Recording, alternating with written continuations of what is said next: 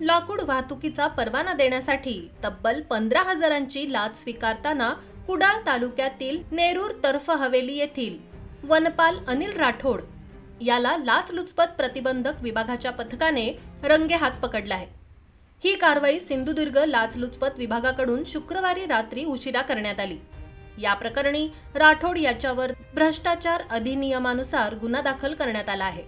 राठोड यांच्याकडून सतत होत असलेल्या पैशाच्या तगाद्याने कंटाळलेल्या कुडाळ तालुक्यातील तुळसुली येथील तक्रारदाराने थेट लाचलुचपतकडे तक्रार करत वनपाल याला पकडून दिलं।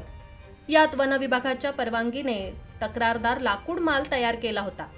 या मालाची वाहतूक करण्यासाठी परवानगी आवश्यक असलेला परवाना त्यांनी मिळवण्यासाठी राठोड यांच्याकडे अर्ज केला होता, परंतु हा परवाना देण्यासाठी राठोड यांनी तब्बल 20,000 रुपयांची मागणी केली होती। त्यातील 15,000 रुपयांची लाच स्वीकारताना सिंधुदुर्ग लाचलुचपत विभागाकडून रंगेहात पकडण्यात आला आहे। ही कारवाई पोलीस उप अधीक्षक अरुण पवार यांच्या मार्गदर्शनाखाली करण्यात आली।